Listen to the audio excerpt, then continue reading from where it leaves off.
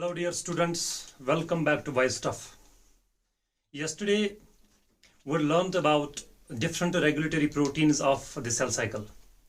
जिसके अंदर हमने V1 kinase की बात की, हमने activatory kinase की बात की. Then we talked about the CDC25A phosphatase. उसके बारे में हमने अच्छे से बात की. Then we talked about the inhibitory proteins, जिसके अंदर we discussed the INK2 and the INK4 family.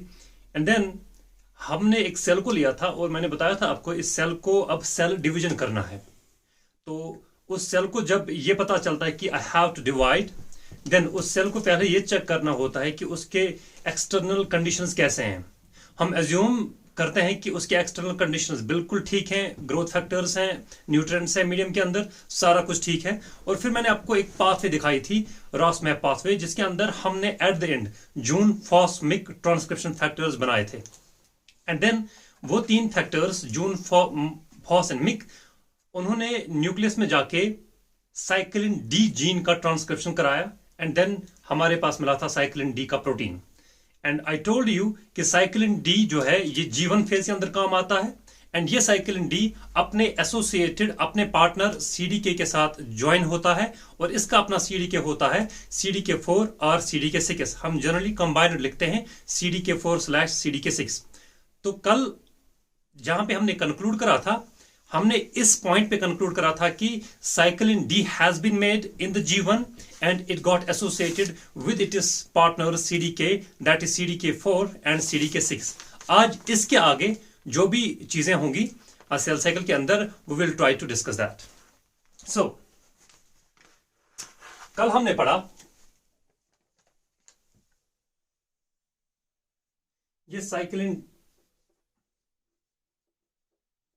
D था, ये हमने बनाया था और उसके बाद इसके साथ एसोसिएट हुआ था अपना CDK.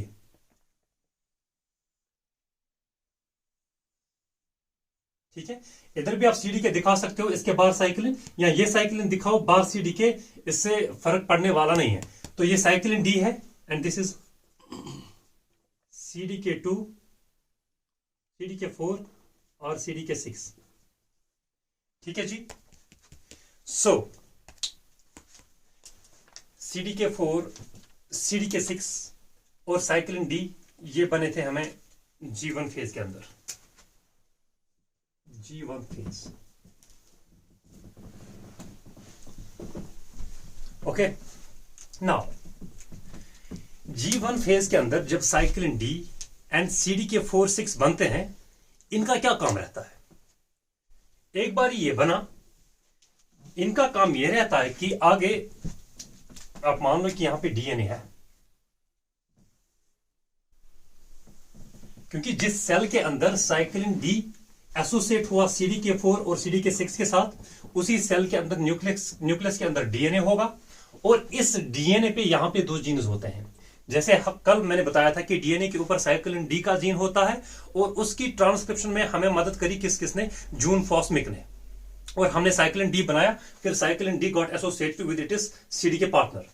अब जब ये कॉम्प्लेक्स बना cyclin D CDK4 CDK6 complex, अब ये आगे जाके DNA के पास जाएंगे और DNA के डाउनस्ट्रीम में दो जीन्स होते हैं. एक होता है cyclin E and cyclin A. ठीक है जी, ये दो जीन्स हैं. ठीक है जी, ये डाउनस्ट्रीम है और इसके अपस्ट्रीम प्रेजेंट होता है एक ट्रांसक्रिप्शन फैक्टर.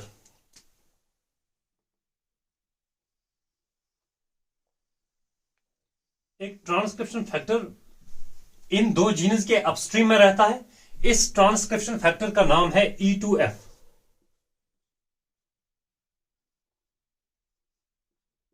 ठीक है जी, ये है E2F.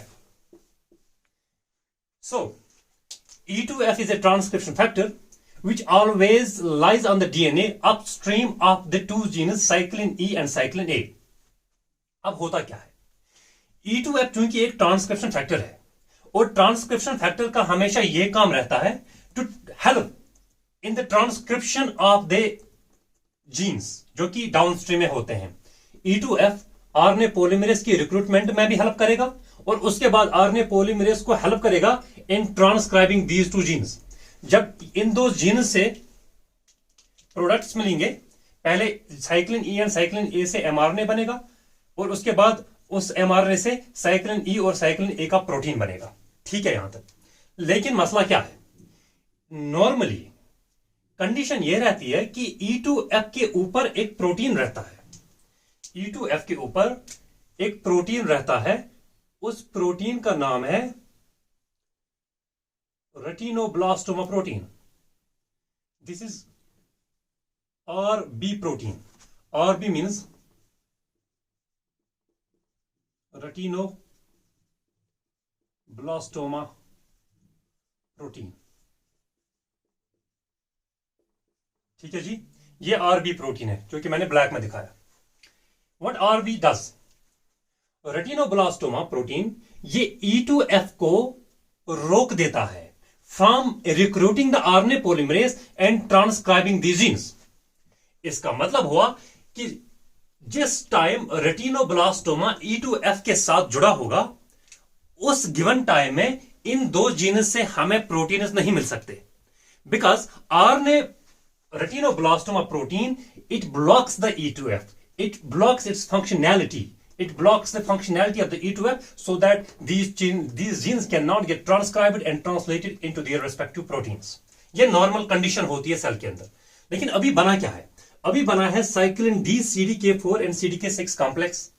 अब इसका क्या काम है, मैंने आपको पहले ही बताया था, जो CDKs हैं, चाहे फिर 4 है, 6 है, 2 है, 1 है, व्हाटएवर इट इज, ये काइनेज का काम करते हैं। काइनेज का काम होता है to add the phosphate group on to the target protein. ठीक है जी। अब ये भी काइनेजेस हैं क्योंकि K मीन्स काइनेज, तो CDK4, CDK6 and cyclin D का जो कॉम्प्लेक्स है ये जाएगा और इसका काम क्या होगा, ये ATP मॉलिक्यूल को यूज करेगा। यहीं से दिखाता हूं, it will use an ATP molecule, which protein, kinases, this complex as a whole, it will use the ATP molecule, will cause its hydrolysis and will break down it into ADP plus inorganic phosphate. So इस complex ने ATP को use करा, ADP में तोड़ा और inorganic phosphate मिला। इस inorganic phosphate को जोड़ दिया जाता है। मैं इस inorganic phosphate को रिप्रेजेंट करूंगा ब्लू से, बिकॉज हमने RB को ऑलरेडी ब्लैक में दिखाया है ताकि हमें अच्छे से विजुलाइज हो जाए। ये इनऑर्गेनिक फॉस्फेट है।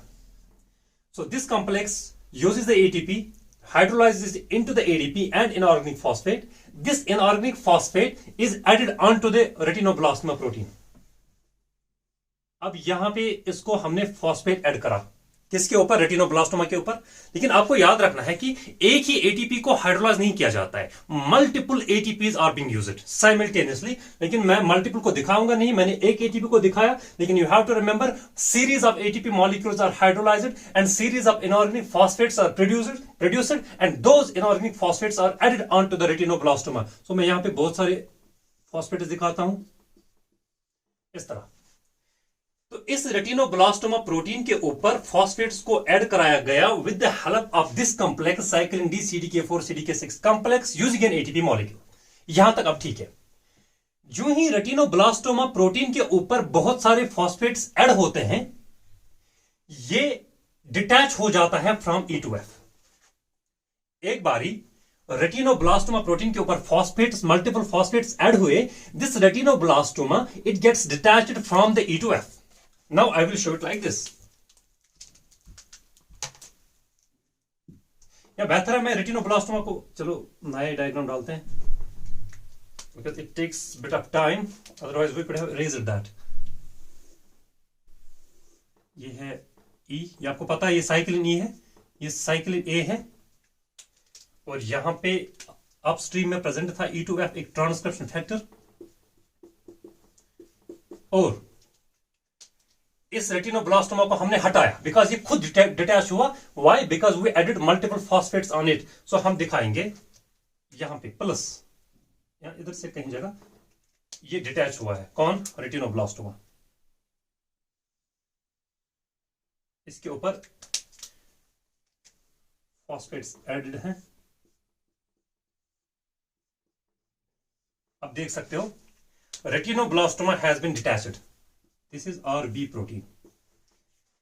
अब ये रेटिनोब्लास्टोमा जब डिटैच हुआ, इसका मतलब है अब E2F फ्री है। E2F को अब रोकने वाला कोई प्रोटीन है नहीं। Now this E2F it will recruit the RNA polymerase जैसे नॉर्मली करता है।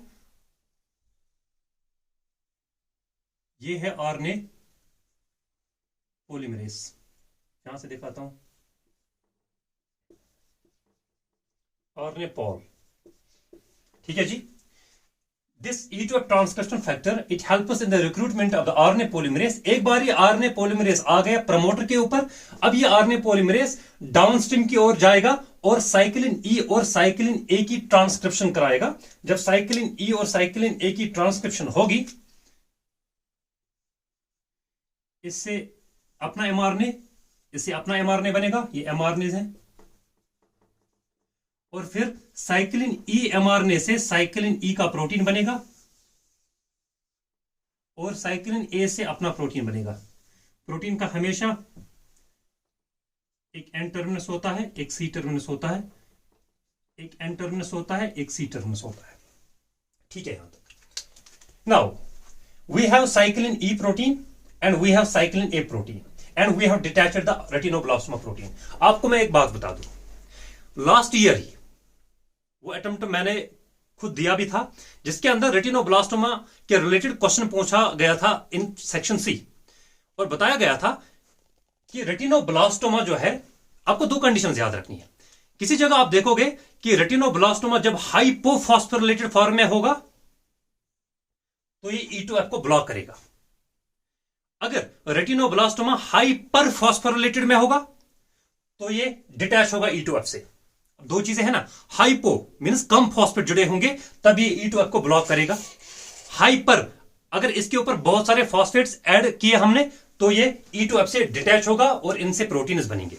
लेकिन कभी कभार हाइपो के बल्ले या हाइपर के बल्ले सीधे अगर आपको दिया जाता है कि retinoblastoma protein has been phosphorylated, ये नहीं दिया गया कि हाइपर की हाइपो, उस वक्त आपको यह ध्यान रखना है कि जब भी यह स्टेटमेंट दिया जाएगा that the retinoblastoma has been phosphorylated, it is not being mentioned hypo or hyper, then you have to assume the question is talking about the hyperphosphorylation. Do mind it, anytime you are being provided a statement that the retinoblastoma protein is phosphorylated, not given hyper or hypo, then you have to assume the questionnaire which has framed the question is talking about the hyperphosphorylated form, and उस वक्त क्या होगा, ये retinoblastoma detach होगा और E2F active होगा, cyclin E से अपना प्रोटीन बनेगा, साइक्लिन A से अपना प्रोटीन बनेगा, ठीक है। यहां तक अब साइक्लिन E का प्रोटीन बना, साइक्लिन A का प्रोटीन बना।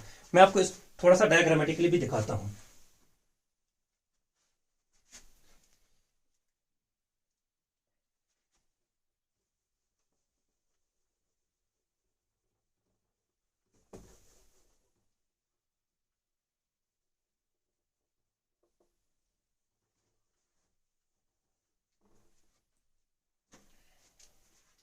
देखो जी, हमारे पास साइक्लिन डी है, CDK4 CDK6 कॉम्प्लेक्स, और यहां पे हमारे पास क्या है, रेटिनोब्लास्टोमा जो कि जुड़ा है E2F के साथ। यही है ना कंडीशन जो अभी मैंने डायग्रामेटिकली दिखाया। अब फिर क्या होगा, फिर यही कॉम्प्लेक्स ATP को यूज करेगा, ADP में तोड़ेगा, जो इनऑर्गेनिक फॉस्फेट यहां से रिलीज होगा उसको किस पे ऐड किया जाएगा, रेटिनोब्लास्टोमा पे।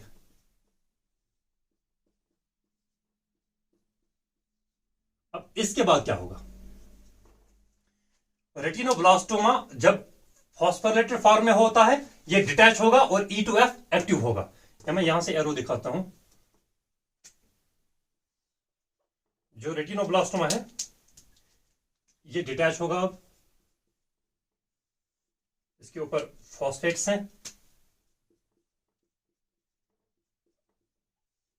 अभी तक रेटिनोब्लास्टोमा E2F के साथ अटैच्ड था, जो ही फॉस्फेट ग्रुप्स ऐड हुए रेटिनोब्लास्टोमा डिटैच हुआ, E2F फ्री हुआ। तो हमारे पास अब है E2F, और E2F करवाता क्या है, अभी मैंने बताया E2F साइक्लिन E की सिंथेसिस एंड साइक्लिन A की सिंथेसिस करवाता है, ठीक है। तो यहां से हमें सबसे पहले मिलेगा साइक्लिन E,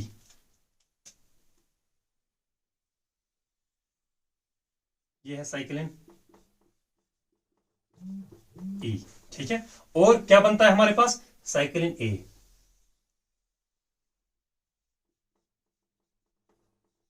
ये ठीक है। और ये भी हमें पता है जब भी साइक्लिन ई बनता है इसके साथ अपना स्पेसिफिक सीडीके कौन रहता है, that you know from the yesterday's table, that is CDK 2।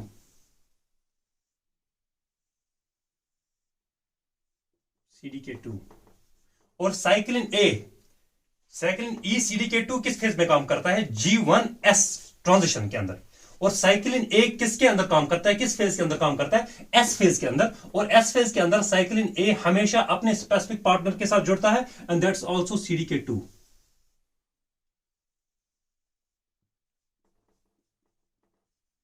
So this works in G1S transition, and this cyclin A CDK2 it works in S phase। यहां तक बात सही है। अब CDK2 साइक्लिन E हमें बना, इसका मतलब है अब सेल G1 से S फेज की ओर जाएगी। और S फेज जब हमारे पास बनता है इसका मतलब है अब सेल S फेज के अंदर अपना पूरा काम कर पाएगी, यानी रेप्लिकेशन कर पाएगी। लेकिन सेल अभी इस फेज पे है, G1S ट्रांजिशन में। इस वक्त right now cell has to move from G1 to S phase. अब देख सकते हो, यहां मैं दिखाता हूं, cell has to go from G1 to S phase. लेकिन इससे पहले कि ये S फेज में जाए, बीच में एक चेक पॉइंट आता है।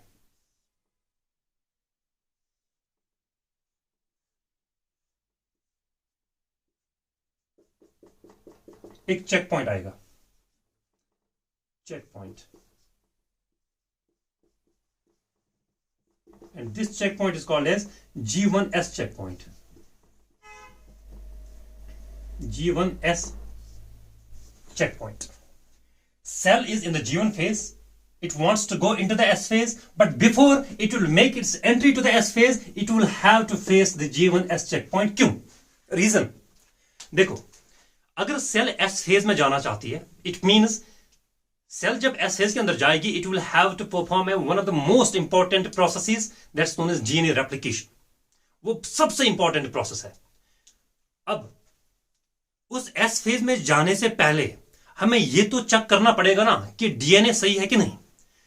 अगर किसी तरीके से बाय हुक और बाय क्रुक मान लो कि डीएनए खराब है, खराब हुआ by any mistake, by any mutation, और सेल एस फेज में चली गई और उस सेल ने डीएनए रेप्लिकेशन करा, इसका मतलब है खराब डीएनए का रेप्लिकेशन हुआ, म्यूटेटेड वाले डीएनए का रेप्लिकेशन हुआ, वही डीएनए आगे जाके पास ऑन हो जाएगा टू द नेक्स्ट जनरेशन, और जो डिसऑर्डर्स उस बंदे के अंदर होंगे वही डिसऑर्डर्स नेक्स्ट जनरेशन के अंदर भी पास होंगे, अगर फिर सोमैटिक जर्म सेल्स के अंदर भी डीएनए के अंदर म्यूटेशन हुआ तो। ठीक है जी। So we have to make sure that the DNA is 100% alright. DNA के साथ हमें बड़े बड़े अच्छे से प्रूफ रीडिंग करनी होती है कि डीएनए सही है कि नहीं। अगर सही हुआ तब जाके we can move to the S phase. तभी हमें पहले एक चेक पॉइंट क्रॉस करना है। इस चेक पॉइंट के अंदर हम ये देखेंगे कि क्या डीएनए के अंदर डैमेज है या नहीं है। अगर डैमेज हुआ तो क्या करना पड़ेगा हमें, तो उस डैमेज को हम सॉर्ट आउट करेंगे, उस डैमेज को हम रिपेयर करेंगे, then only we will allow the cell to go into the S phase, क्योंकि S phase के अंदर important process परफॉर्म करना है, replication का process। So we will be now talking about the G1S checkpoint, जिसको हम बोलते हैं DNA damage checkpoint। ठीक है, this is also called as DNA damage checkpoint।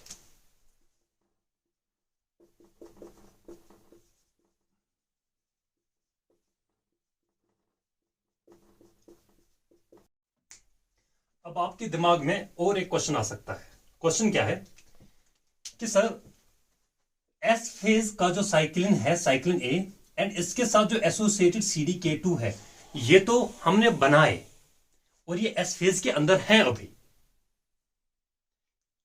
ये तो अपना काम करेंगे ना एस फेज के अंदर, लेकिन वहां से आप बोल रहे हो कि हमें पहले इस चेक पॉइंट को क्रॉस करना है, तब जाके हम एस फेज के अंदर जाएंगे। यहां से आपने एस फेज के अंदर जो साइक्लिन ए है और CDK2 है, ये तो आपने बना दिया, ये तो बनाया सेल ने, तो फिर इसको रोकेगा कौन फ्रॉम परफॉर्मिंग इट्स फंक्शनैलिटी, क्योंकि इससे पहले we have to deal with this, then only we have to go to the S phase. So किसी तरीके से हमें इस एस फेज के साइक्लिन को फिलहाल के लिए रोकना पड़ेगा, because we have to deal a checkpoint which is before the S phase, which is before which will take place before the functionality of cyclin A and CDK2. तो हम एक काम करते हैं, लगा लेते हैं एक इनहिबिटरी प्रोटीन इस साइक्लिन A CDK2 जो कि S फेज के अंदर काम आते हैं। फिलहाल हमें इस साइक्लिन की जरूरत नहीं है, फिलहाल हमें इसके साथ डील करना है, तो इसको हम जोड़ेंगे एक इनहिबिटरी प्रोटीन।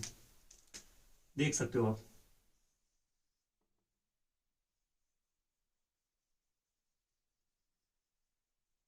ये है एक इनहिबिटरी प्रोटीन जो कि इस साइक्लिन A CDK2 कॉम्प्लेक्स को इनएक्टिवेटेड फॉर्म में रखेगा। एंड इस इनहिबिटरी प्रोटीन का नाम है S phase interfering complex, SIC1 complex. I'll write its name, S phase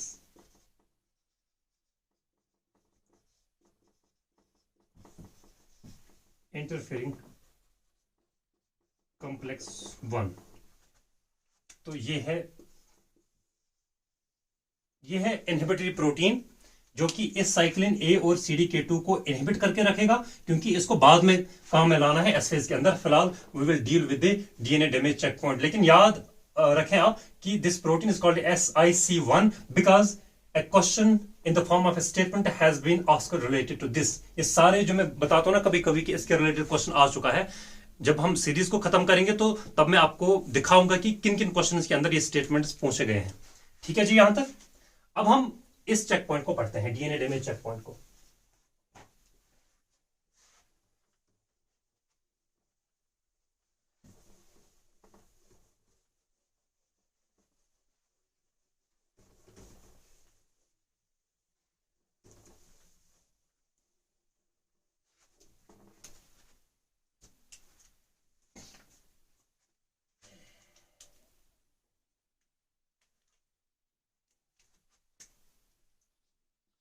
DNA damage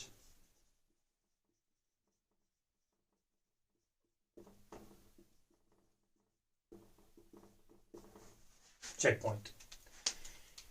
DNA damage check point के अंदर हम करते क्या है, क्योंकि हमें चेक पॉइंट पढ़ना है तो हम एज्यूम करेंगे कि जो डीएनए है उसके अंदर कुछ खराबी है। कौन सी खराबी है देखते हैं।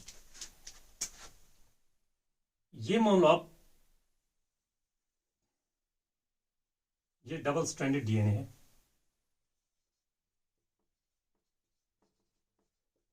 ठीक है, और किसी जगह इसके अंदर डबल स्ट्रैंड ब्रेक लगा है। डबल स्ट्रैंड ब्रेक का मतलब है कि दोनों स्ट्रैंड्स के अंदर ब्रेक लगा है। ये देखो आप, इस पॉइंट पे ये जो डीएनए इंटैक्ट था, इस स्ट्रैंड में भी ब्रेक लगा है, इस स्ट्रैंड में भी ब्रेक लगा है। इसको हम कहते हैं double stranded break. So this is called as double strand break. किसी जगह ऐसा भी हो सकता है कि एक ही स्ट्रैंड के अंदर, यहां पे देखो, ये स्ट्रैंड, ये यही डीएनए आप अलग अलग भी दिखा सकते हो कि अलग सा डीएनए, डबल स्ट्रैंडेड डीएनए, यहां पे डबल स्ट्रैंडेड डीएनए, यहां पे डबल स्ट्रैंडेड ब्रेक दिखा सकते हो, और अलग डीएनए में सिंगल स्ट्रैंडेड ब्रेक दिखा सकते हो। वैसा भी कर सकते हो, लेकिन मैंने एक ही डीएनए में दोनों को एज्यूम किया। तो यहां पे डबल स्ट्रैंडेड ब्रेक, और यहां पे क्या है, ये सिंगल स्ट्रैंडेड ब्रेक है, SS ब्रेक। ठीक है यहां तक। अब इसके बाद होगा क्या, डबल स्ट्रैंडेड ब्रेक को रिकॉग्नाइज करने वाला प्रोटीन एक रहता है सेल के अंदर, और सिंगल स्ट्रैंडेड ब्रेक को भी रिकॉग्नाइज करने वाला एक प्रोटीन रहता है सेल के अंदर। डबल स्ट्रैंडेड ब्रेक को जो प्रोटीन रिकॉग्नाइज करता है, that protein is called as ATM। ये है ATM, ठीक है। यहां पे मैं इसका नाम लिख देता हूं,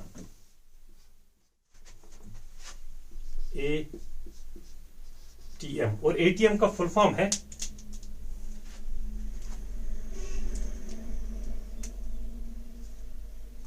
एटैक्सिया टेलेंजैक्टेशिया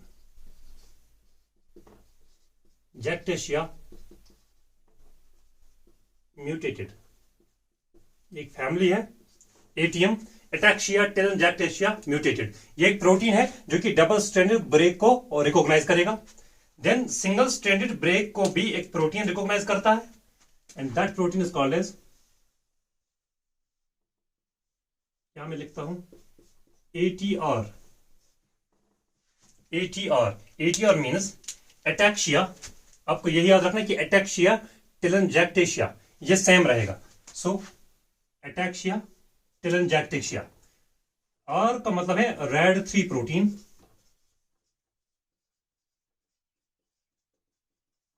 ये है इसका नाम, एटैक्सिया टेलेंजैक्टेशिया और RAD3 प्रोटीन. या तो RAD2 हो सकता है या RAD3, दोनों में से एक प्रोटीन है. Most probably I think it's RAD3. ठीक है.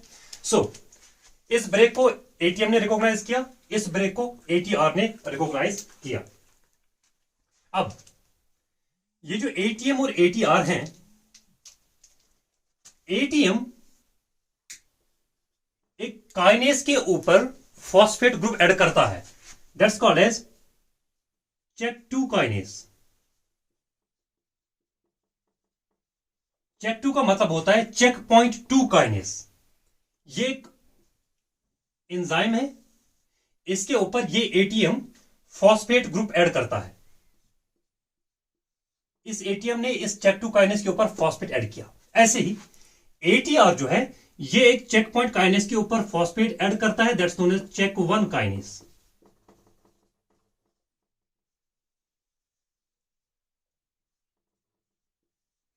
ATR phosphorylates CHEK1 kinase, ATM phosphorylates CHEK2 kinase. यहां तक ठीक है. फॉस्फोरिलेटेड फॉर्म में ये काइनेसेस एक्टिव होते हैं. These are active. अब ये दो मिलके एक काम करते हैं और एक इंपॉर्टेंट काम करते हैं. कौन सा काम? CHEK2 kinase and CHEK1 kinase ये मिलके CDC25A फॉस्फेटेज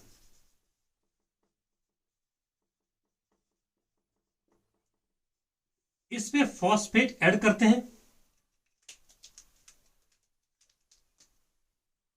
ब्लैक से दिखाता हूं. इसमें फॉस्फेट ग्रुप ऐड करते हैं. इसकी वजह से CDC25A फॉस्फेटेज ये इनएक्टिव बन जाता है. आप मुझे बताओ, क्या हमने सही किया कि गलत? CDC25A फॉस्फेटेज को इनएक्टिव करा के. We did a great job. Why? कल मैंने उस लेक्चर के अंदर बताया था कि CDCA25 फॉस्फेटेज का काम था, ये उन इनहिबिटरी फॉस्फेट्स को रिमूव करता है थ्रियोनिन 14 एंड टायरोसिन 15 के ऊपर, जिनको ऐड किया था V1 काइनेस ने. It means CDC25A phosphatase helps in making the MPF active. Mitosis promoting factor को एक्टिव बनाने में इसका बड़ा इंपॉर्टेंट रोल रहता है. अब मुझे बताओ, अगर हम इसको एक्टिव ही रखते, यहां से हमें पता है कि DNA के अंदर डैमेज है, अगर फिर ये एक्टिव रहता, ये किसको इंटर्न एक्टिव करता? MPF को. MPF का काम क्या है? G2 से M के अंदर सेल को ले जाना, फिर सेल तो डिवाइड करती, और कैसे करती divide? Along with the damage. तो अभी ये जरूरी बनता है कि इस फॉस्फेटेज को हम इनएक्टिव कराएं, ताकि ये MPF को इंटर्न एक्टिव नहीं करा सकता. ठीक है. It means this inactivation of CDC25A phosphatase is very and very much important. तो ये किसने काम किया? CHEK2 kinase and CHEK1 kinase ने इन पे फॉस्फेट ग्रुप्स ऐड किए और CDC25A फॉस्फेटेज को इनएक्टिवेट कराया. Now this CDC25A phosphatase it can not remove those inhibitory phosphatase from the MPF and then it means MPF will be inactive. यहां पे मैं लिख सकता हूं, it implies MPF also inactive. ठीक है. उसके बाद क्या? CHEK2 काइनेस, यहां पे मैं दिखाता हूं. पहले इसको डिस्कस करने से पहले मैं यहां पे एक प्रोटीन का नाम लूंगा जो कि वेरी इंपॉर्टेंट प्रोटीन है. एक प्रोटीन रहता है हमारे बॉडी के अंदर, सेल के अंदर. इस प्रोटीन का नाम है, ये मान लो कोई प्रोटीन है,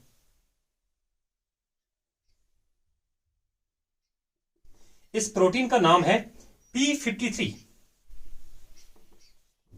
P53. इससे पहले भी मैंने एक इंपॉर्टेंट प्रोटीन को डिस्कस किया, रेटिनोब्लास्टोमा. बोथ रेटिनोब्लास्टोमा और P53 ये हम कैंसर के अंदर पढ़ते हैं कि ये ट्यूमर सप्रेसर जीनस है. ट्यूमर सप्रेसर जीनस है. ये ट्यूमर को होने से रोक देते हैं. अगर इनके अंदर म्यूटेशन होता है ना, इनके अंदर अगर लॉस ऑफ फंक्शन म्यूटेशन होता है तो मैक्सिमम कैंसर तो इन्हीं की वजह से होता है। जितने भी कैंसर्स हैं उनमें मेजॉरिटी ऑफ द कैंसर्स या तो P53 में म्यूटेशन होता है या रेटिनोब्लास्टोमा में म्यूटेशन होता है, क्योंकि दोनों ट्यूमर सप्रेसर जीन्स हैं, ये ट्यूमर को सप्रेस करते हैं। इनके अंदर म्यूटेशन हुआ, सप्रेस नहीं कर सकते ट्यूमर को, सेल एक्सट्रीमली डिवाइड करती है और it leads to cancer. So minded कि P53 and retinoblastoma which I discussed earlier, these are the tumour suppressor genes. अब मुझे डिस्कस क्या करना है कि P53 जो है ये हमेशा नॉर्मली, मैं अभी डैमेज की बात नहीं कर रहा हूं, अभी मैं इस P53 की बात कर रहा हूं। नॉर्मली क्या करता है P53, ये अपने अंदर एक लाइसिन रेजिड्यू को एक्सपोज करता है। के मीन्स लाइसिन, एमिनो एसिड की जो नॉमेनक्लेचर है वहां पे हम के को लाइसिन मानते हैं, ठीक है। P53 अपने अंदर एक लाइसिन, यानी 2-4 लाइसिन रेजिड्यूज होते हैं, उनको एक्सपोज करता है। और उससे क्या होता है, ये जब लाइसिन 2-4 एक्सपोज हुए, इनको हम कहते हैं कि ये डिस्ट्रक्शन बॉक्स है, डिस्ट्रक्शन बॉक्स, ठीक है। जहां पे lysine, multiple lysine residues expose किए जाते हैं उसको हम बोलते हैं डिस्ट्रक्शन बॉक्स। अब क्यों डिस्ट्रक्शन बॉक्स, क्योंकि इसके साथ ही एक प्रोटीन रहता है, इस प्रोटीन का नाम है MDM2। MDM2, what's MDM2? It is E3 ubiquitin ligase. अब आई होप कि आपको यह पता होगा, कल ही मैंने डिस्कस किया। ये एक ऐसा लाइगेस है और E3 वाला एंजाइम है जो कि यूबिक्विटिन टैग्स ऐड करेगा लाइसिन के ऊपर, जो लाइसिन किसके अंदर है, P53 के अंदर। एक बारी MDM2 ने मल्टीपल यूबिक्विटिन टैग्स ऐड किए इस डिस्ट्रक्शन बॉक्स पे, इससे क्या होगा, ये MDM2 इस P53 को डिस्ट्रक्ट करेगा, ठीक है जी। ये नॉर्मली होता रहता है, P53 is being destroyed and distracted, so distracted. फिर से मैं एक बारी बताता हूं, P53 नॉर्मली क्या करता है, अपने अंदर एक डिस्ट्रक्शन बॉक्स को एक्सपोज करता है जिसके अंदर मल्टीपल लाइसिन रेजिड्यूज रहते हैं, और इसके सामने एक E3 यूबिक्विटिन लाइगेस प्रोटीन रहता है, एंजाइम रहता है। ये लाइगेस का क्या काम करता है कि it adds the ubiquitin tags onto the destruction box which contains the lysine residues. इससे क्या होगा, जब इस पे यूबिक्विटिन टैग्स लगते हैं, फिर मैंने कल बताया था, जब भी यूबिक्विटिन टैग्स लगते हैं उस प्रोटीन को फिर डिस्ट्रॉय किया जाता है, डिस्ट्रक्ट किया जाता है। यहां तक बात ठीक है, ये नॉर्मली होता है। लेकिन अभी हम किस कंडीशन को लेके चल रहे हैं कि डैमेज है, डबल स्टैंडर्ड ब्रेक और सिंगल स्टैंडर्ड ब्रेक। यहां तक आपको समझ में आया कि किस तरह हमने इसको इनएक्टिव कराया। अब ये check 2 kinase and check 1 kinase, specifically check 2 kinase, अगर स्टेटमेंट में दोनों आते हैं चेक 2 चेक 1, दोनों का भी सही है, लेकिन चेक 2 अगर अकेले में आता है वो भी सही है। Check 2 kinase now will phosphorylate the P53। Check 2 kinase now it will come, it will use the ATP into ADP, और जो इनऑर्गेनिक फॉस्फेट रिलीज किया जाएगा उसको इस P53 के ऊपर ऐड किया जाएगा, ठीक है। यहां तक check 2 kinase eventually phosphorylates the P53। अब इससे होगा क्या, फॉस्फोरिलेशन से, फॉस्फोरिलेशन की वजह से क्या होता है, अब ये P53 अपने डिस्ट्रक्शन बॉक्स को एक्सपोज नहीं कर सकता। अब ये P53 अपने लाइसिन रेजिड्यूज जो डिस्ट्रक्शन बॉक्स के अंदर है इसको एक्सपोज नहीं कर सकता। अगर लाइसिन रेजिड्यू या डिस्ट्रक्शन बॉक्स को एक्सपोज नहीं कर सकता, it means MDM2 which is a E3 ubiquitin ligase, it cannot add ubiquitin tags onto the destruction box. It means P53 का डिस्ट्रक्शन अब नहीं हो सकता, ठीक है। यहां तक क्यों नहीं हो सकता, सब काम इसने किया, चेक 2 काइनेज ने P53 पे फॉस्फेट ग्रुप ऐड किया। अब मैं दिखाता हूं आपको। अब MDM2 it cannot destroy, मैं रब करता हूं इसको, मैं P53 को फिर से बनाता हूं। ये है, अब मानो P53, इस पे क्या ऐड कराया गया, फॉस्फेट, किसने, चेक 2 काइनेज, ये P53 है। अब इसके अंदर डिस्ट्रक्शन बॉक्स एक्सपोज नहीं होगा क्योंकि ये फॉस्फोरिलेटेड फॉर्म है। अब इसके बाद क्या होगा, ये सारा कुछ किसके अंदर चल रहा है, क्योंकि डीएनए किसके अंदर होता है, न्यूक्लियस के अंदर, ठीक है। यहां पे मैं आपको दिखा सकता हूं, I will erase this, I have to erase to get some space. ATM, अब मैंने इसकी फुल फॉर्म लिखी है, you don't need now, ATR rad 3 protein, इसकी फुल फॉर्म भी लिखी है, ठीक है। और यहां पे मैं लिखता हूं ये जो है यहां इस तरह आप थोड़ा सा कोप अप करना, ये न्यूक्लियस है। ऐसे मानो यहां से, क्योंकि डीएनए हमेशा न्यूक्लियस के अंदर ही होता है, यहां से यहां तक ये न्यूक्लियस है, ये न्यूक्लियर मेम्ब्रेन है। और न्यूक्लियस के बाहर क्या होता है? हमेशा साइटोप्लाज्म। तो check two kinase and check one kinase हमेशा न्यूक्लियस के अंदर ही होते हैं, और उसके बाद through the nuclear core complex ये दो check two check one kinase बाहर आते हैं और ये काम करते हैं, इसको इनेक्टिव कराते हैं, और चेक टू काइनेस इस पे फॉस्फेट ग्रुप ऐड करते हैं P53 पे, और ये P53 अब डिस्ट्रक्शन बॉक्स को एक्सपोज नहीं कर सकता। अब देखो उसके बाद क्या होगा।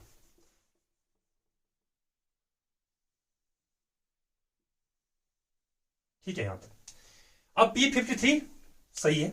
अब P53 करेगा क्या? P53 जाएगा न्यूक्लियस के अंदर through the nuclear core complex, देख सकते हो आप। P53 will go into the nuclear pore complex, और इस न्यूक्लियस के अंदर और एक जीन रहता है, इस न्यूक्लियस के अंदर और एक जीन रहता है, that gene is known as P21। I hope this is visible. P21, P21 nucleus के अंदर एक जीन रहेगा। इसके अपस्ट्रीम P53 आया साइटोसॉल से, क्योंकि यहां आप देख सकते हो कि P53 साइटोसॉल के अंदर है, यह अब जा रहा है न्यूक्लियस के अंदर, और P21 के अपस्ट्रीम बैठेगा ऐसे। अब P53 इस P21 जीन के अपस्ट्रीम बैठा, और P53 करेगा क्या? अब आरएनए पॉलीमरेज आएगा, आरएनए पॉलीमरेज आया, दिस इज आरएनए पॉल, और यह आरएनए पॉल P21 जीन की ट्रांसक्रिप्शन कराएगा। इस P21 से बनेगा हमें एमआरएनए, यह एमआरएनए, और फिर इस एमआरएनए, ये जो एमआरएनए ये बाहर आएगा साइटोसॉल के अंदर, ये साइटोसॉल है, और साइटोसॉल से P21 का प्रोटीन बनेगा, ये P21 प्रोटीन। ठीक है जी। और P21 जो है, आप रिकॉल करो कल का लेक्चर, P21 प्रोटीन कहां पे हमने पढ़ा था? मैंने बताया था इनहिबिटरी प्रोटीन्स के अंदर दो फैमिलीज होती है, इंक 4 और इंक 2। जो CIP KIP फैमिली थी, जिसको मैंने इंक 2 भी बोला था, उसके अंदर आता था P21 प्रोटीन। ठीक है, और ये P21 प्रोटीन, इसका काम क्या था? इसका हमेशा काम रहता है टू इनहिबिट CDK2। अगर P21 प्रोटीन ने CDK2 को इनहिबिट किया, तो CDK2 खुद कहां काम करता है? G1S ट्रांजिशन में, ट्रांजिशन के अंदर। इट मीन्स सेल, यहां पे मैं लिखता हूं, cell will be arrested at G1S transition phase. सही है? यहां तक P21 प्रोटीन बना, ये इनहिबिट करता है CDK2 को, CDK2 खुद G1S ट्रांजिशन में काम आता है। अब ये इसको इनहिबिट कराया गया, it means the cell will be halted और arrested at this transition, G1S transition, जो कि हम चाहते भी हैं। आई होप आपको बात समझ में आई। क्यों? क्योंकि हम चाहते थे ना कि डीएनए को हम रिपेयर करें, इससे पहले कि हम सेल को एस फेज में भेजें, हमें डीएनए को रिपेयर करना है, और हमें मालूम चला कि डीएनए के अंदर डैमेजेस थे। आप देख सकते हो इस पाथवे के थ्रू हमने डीएनए जो है, जो ब्रेक्स थे दोनों के अंदर, हमने इस तरह काम किया कि CDC25 फॉस्फेटेज को इनएक्टिव किया और P53 को एक्टिवेट किया, ताकि P53 P21 को एक्टिवेट करे, इससे प्रोटीन बनाए, और P21 प्रोटीन अल्टीमेटली ये सेल को अरेस्ट करेगा G1S ट्रांजिशन में।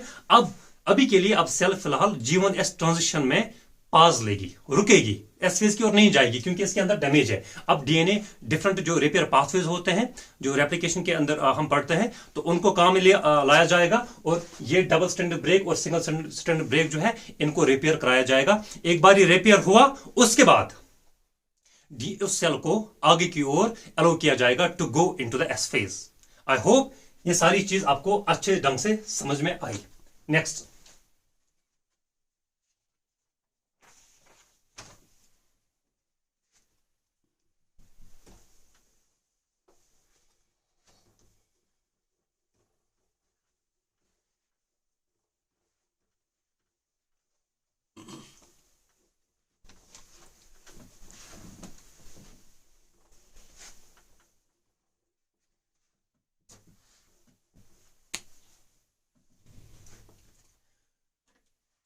अब हम ये मान के चलते हैं कि डैमेज नहीं है, क्योंकि अगर डैमेज है तो क्या करना है मैंने आपको बता दिया। लेकिन अब हम ये एज्यूम करेंगे कि जैसे डैमेज था ही नहीं, हम देखते हैं कि किस तरीके से हम प्रोसीड ऑन कर सकते हैं। यहां पे हमें साइक्लिन या सीडी के ई, इसके साथ जुड़ता है कौन सा साइक्लिन?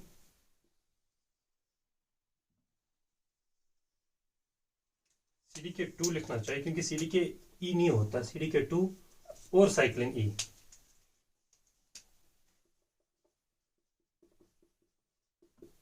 साइक्लिन ई सीडी के 2 किस फेज के अंदर काम करता है? G1S ट्रांजिशन के अंदर, ठीक है। और सीडी के 2 साइक्लिन ए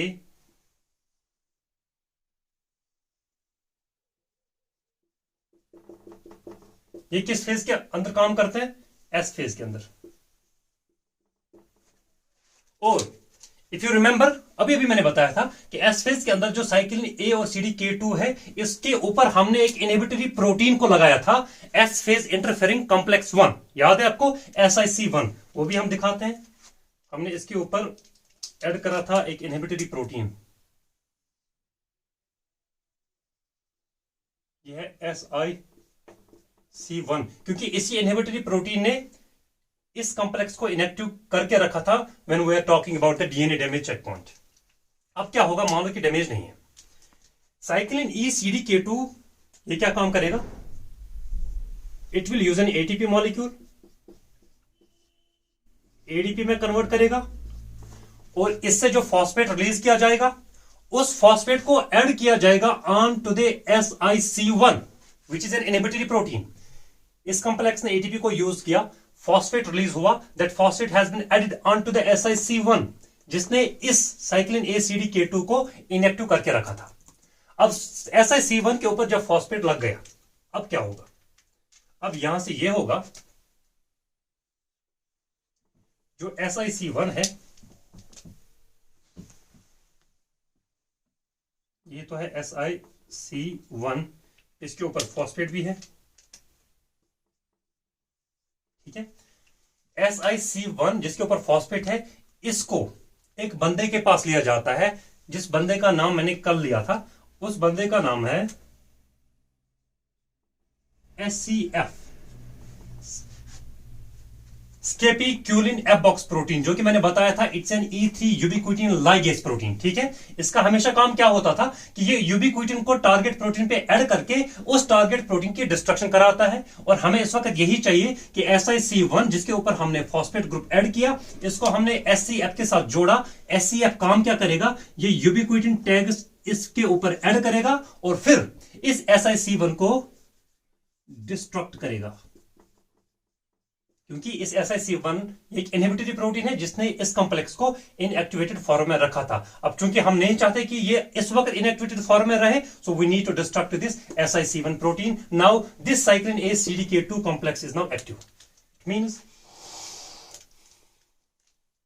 implies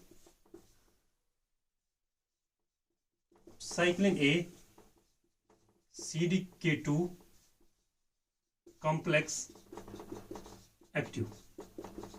अगर ये एक्टिव है, ये किस फेज के अंदर काम करते हैं? एस फेज के अंदर। इसका मतलब है अब सेल आराम से G1 फेज से एस फेज में आएगी, और एस फेज के अंदर जो साइक्लिन काम करता है वो भी एक्टिव है। It means the cell will perform its functionality in the S phase. क्या परफॉर्म करना है? रेप्लिकेशन प्रोसेस परफॉर्म करना है एस फेज के अंदर, और यही साइक्लिन और यही सीडीके इसको मदद करेंगे to be in the S phase and perform its functionality. अब जब रेप्लिकेशन कंप्लीट होगा, रेप्लिकेशन जब कंप्लीट होगा, इसका मतलब है एस फेज कंप्लीट हुआ, ठीक है। एस फेज के अंदर एक प्रोसेस होता है, मैं आपको बता दूं। एस फेज जो है, क्योंकि साइक्लिन ए CDK2 कॉम्प्लेक्स अब एक्टिव है, इसका मतलब है now the cell will move into the S phase. अब एस फेज में होता क्या है? You have to remember कि एस फेज हम रेप्लिकेशन के अंदर पढ़ते हैं, और रेप्लिकेशन इसके अंदर होता है, और रेप्लिकेशन का एक अलग सा यूनिट है मॉलिक्यूलर बायोलॉजी, जहां पे हम डिटेल में पढ़ते हैं रेप्लिकेशन को। हमें रेप्लिकेशन आपको इधर पढ़ना नहीं है, लेकिन मैं आपको बता दूं एस फेज के अंदर क्या होता है, helicase loading, just remember this, helicase activation,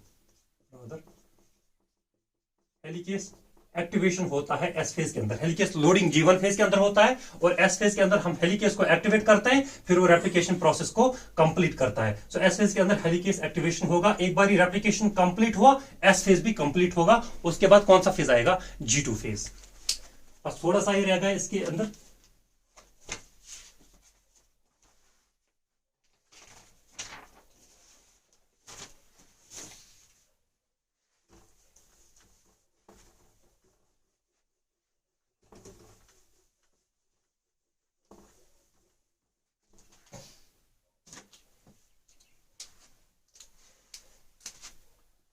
G2 phase, G2 phase के अंदर काम क्या किया जाता है वो मैंने आपको पहले लेक्चर में बताया था कि इंटरफेस जब मैंने पढ़ाया था G1 के अंदर कौन से इवेंट्स होते हैं, S और G2 के अंदर कौन से इवेंट्स होते हैं। लेकिन यहां पे हम रेगुलेटरी प्रोटीन्स की बात कर रहे हैं, तो G2 फेज के अंदर आप मुझे बताओ कि कौन सा साइक्लिन और CD के इंपॉर्टेंट रोल प्ले करता है। Yes you are right, it is cyclin B and CDK1, cyclin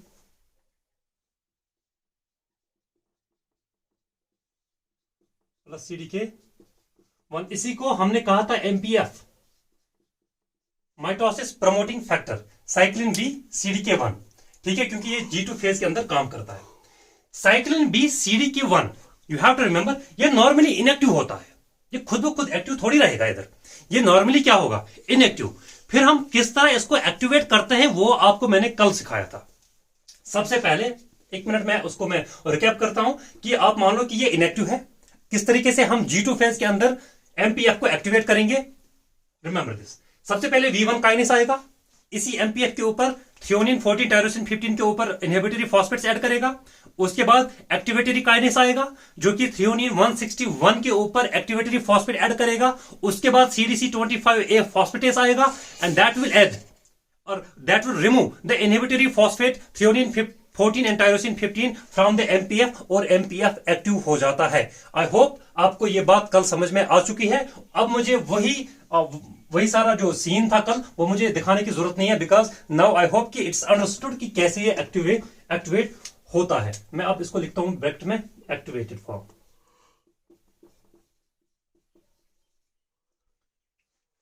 अब इस तरीके से हमने G2 फेज को कंप्लीट किया। जो साइक्लिन B प्लस CDK1 है, एक्टिवेटेड फॉर्म है अभी, इसका काम यह रहेगा कि अब सेल प्रोफेज के अंदर जाएगी, चाहे माइटोसिस होगी या मियोसिस के अंदर चली जाएगी सेल, लेकिन प्रोफेज आएगा।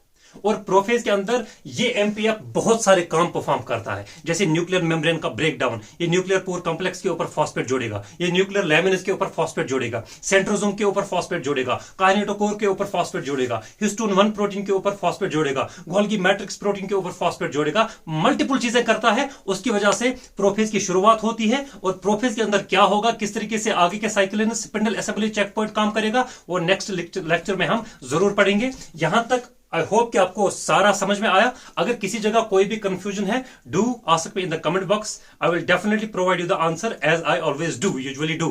And before concluding the video, again वही चीजें, please like, subscribe and share this video with your friends so that they can also get benefit, and it's a form of a support of you people towards us. See you in the next video. Till then, goodbye.